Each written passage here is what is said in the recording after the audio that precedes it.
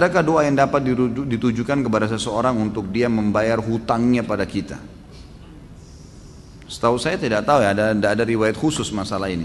Yang ada riwayat itu kalau kita terlilit utang, gitu kan? Karena Ibnu Abbas mengatakan kalau engkau membaca dalam riwayat sahih, kalau engkau membaca Allahumma kfini bihalalika an haramik waqdini bi fadlika amman siwak. Allahumma kfini bihalalika an haramik, ya Allah cukupkanlah aku menikmati yang halalmu dan jauhkan aku dari yang haram. Waqdini bifadlika amman siwak, dan lepaskan saya dari ketergantungan kepada selainmu, maka akan dibayarkan utangmu oleh Allah walaupun memenuhi langit, kata Ibnu Abbas radhiyallahu anhu. Ini harus diamalkan. Dan ingat, kalau berdoa ikutkan dengan hadis Nabi yang lain riwayat Bukhari, ud'ullaha mukinuna bil ijabah. Berdoa sama Allah diikuti dengan keyakinan penuh Allah akan ijabah.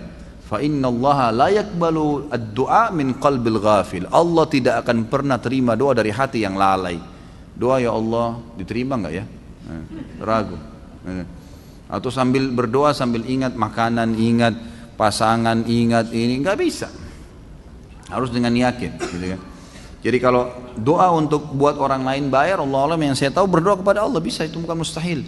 Pernah terjadi dalam sebuah riwayat yang sahih, Umar bin Khattab pada saat mengirim pasukan di perang Qadisiyah, menembus benteng-benteng Persia. Nah, pada saat itu pasukan muslimin yang masuk dari 12.000 orang pasukan ini, itu kan kalau pasukan jihad masuk dan menang, berarti lokasi yang ditembus itu menjadi harta rampasan perang. Jadi miliknya mereka, miliknya mujahid. Jumlah mereka kecil, wilayah Persia besar, gitu kan. Ini kalau dibagi ini luar biasa gitu. Maka waktu itu mereka sudah mau bagi, tapi sebelumnya minta saran Umar bin Khattab. Umar berpikir, untuk apa mujahid ini nggak butuh sebanyak ini. Maka Umar bin Khattab juga berpikir mereka mu'allaf, baru masuk Islam, baru mengenal Islam, lebih baik ganimah ini harta rampasan perang dibagi aja, tetap pemiliknya tapi dikasih setengah kepada para mujahid. Waktu itu Bilal radhiyallahu anhu, sahabat Nabi yang lain, menolak. Waktu Umar bin Khattab kasih keputusan, kata Bilal, ya Amir Mukminin, jelas hukum agama kita, gitu kan? Ini dibagi untuk mujahidin.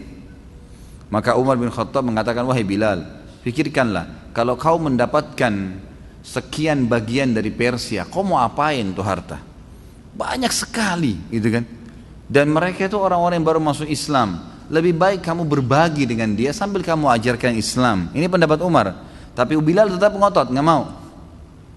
Kata Umar, saya pun meminta tolong kepada Allah agar melunakkan hati Bilal melalui doa malam saya. Maka Umar bin Khattab sujud berdoa kepada Allah di salat malam, ya Allah lunakkanlah hati Bilal, ya Allah lunakkan, terus begitu. Kata Umar radhiyallahu anhu, pas tiba habis sholat subuh, Bilal datang kepada saya mengatakan, saya ridho kepada hukummu hai Amir Mukminin, gitu kan? Jadi bukan mustahil berdoa, doakan, ya Allah lunakkan hatinya supaya dia bisa membayar utangnya, gitu kan? Sambil tentu kita muhasabah teman-teman sekalian. Jadi kadang-kadang kita juga ini terlalu banyak, terlalu pintar menyalahkan orang, tidak bermuhasabah.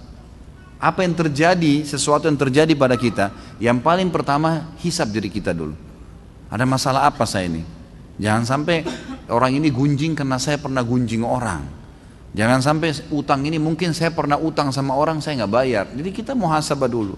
Kalau kita sudah tidak temukan variabel kesalahan kita, nah baru gitu. Baru kita mungkin ini cobaan murni, bukan karena kesalahan saya. Tapi kalau kita memang dasarnya ada kesalahan dulu, mintalah kepada Allah mudah-mudahan jadi pengampunan dosa gitu.